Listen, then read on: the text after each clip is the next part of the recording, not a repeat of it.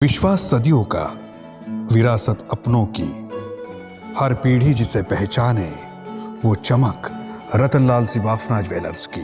जलगांव के महापालिका क्षेत्र के वार्ड्स में गहरी समस्या है और नगर सेवक ने क्या काम किया, आइए आपको दिखाते हैं। नमस्कार, इंडिया आप तक न्यूज मध्ये आपले स्वागत आहे। आता आपण आहोत शाहूनगर या ठिकाणी।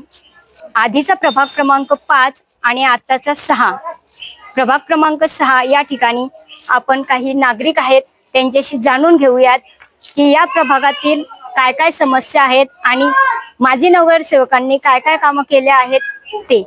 तर ताई, आपलं नाव? माझे नाव राजश्री संजीव टेकावडे, शाहूनगर। हा, या प्रभागातील काही समस्या असतील तुम्हाला? आमच्या समस्या म्हणजे एकदम जबरदस्त गटरीच्या आहे। रोजच्या रोज गटरी काढल्या जात नाही आणि कधीतरी कंप्लेंट गेल्यानंतर जर काढली तर भरायला 4-4 दिवस तरी येत नाही। तिथं कंप्लेंटच जावं लागते तेव्हा काढायला येतात। ओके, आणि मग इथल्या नगरसेवकांनी जे जे कामं केलेले आहेत येथील चांगले, ते काही मला तरी वाटतं इथल्या महिलांनी अजून नगरसेवकच पाहिलेले नाहीये। नगरसेवक कोण आहे हे आम्हाला माहिती नाहीये।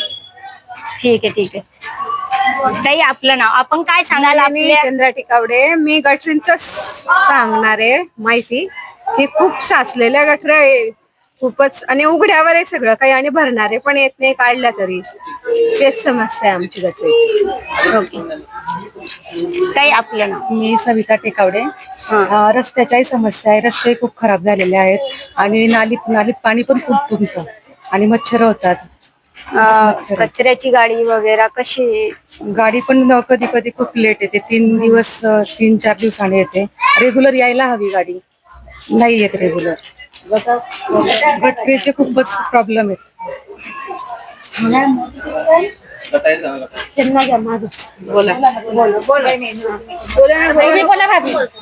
यहाँ गटर की थोड़ी तकलीफ है। गटर वाला आते नहीं रोज और कचरा निकाल के आते, 2-2 दिन गटर निकाल लेके नहीं जाते और गाड़ी 1 दिन 2 दिन आड़े आते।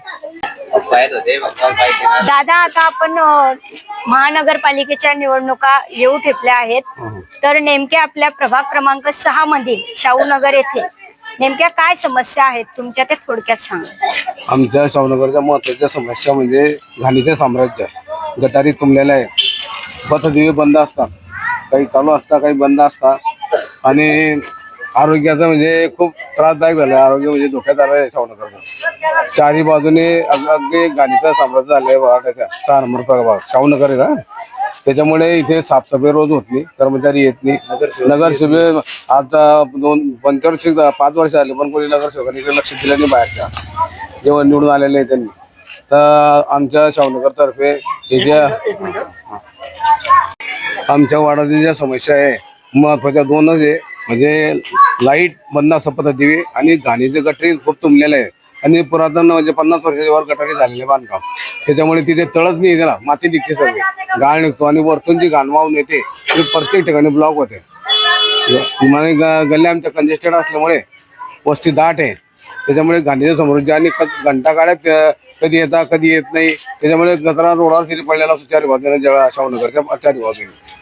तर या महत्वाच्या समस्या त्याला आजपर्यंत इथल्या नगरसेवकांनी आलेल्या कोणी लक्ष दिलं नाही।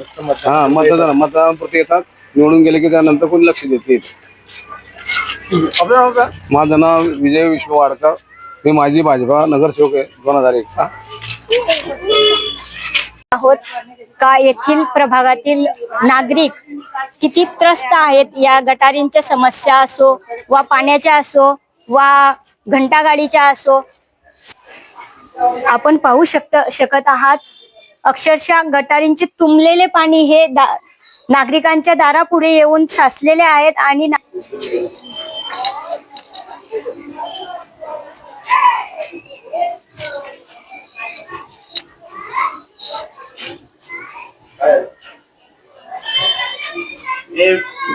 दादा, आपलं नाव आणि आपली समस्या काय?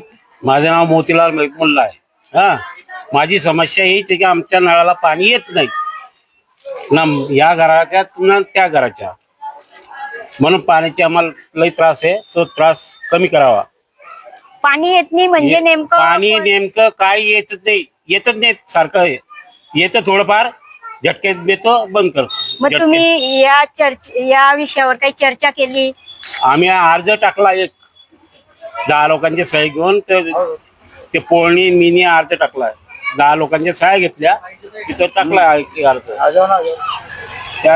त्या अर्जावरती आम्हाला काही उत्तर भेटलं नाही.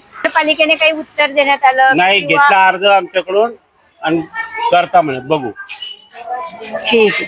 असं बोलणं. मग आम्ही आज चुपचाप बसलो. आता तुम्ही आले म्हणून तुमच्याजवळ आले आहे ही समस्या दाखवायला. हा, चालू करा व्यवस्थित. अमृत तर पाहिजे का नाही? अमृतचं पाणी अमृतचं पाणीच येत नाही, 0% येतं.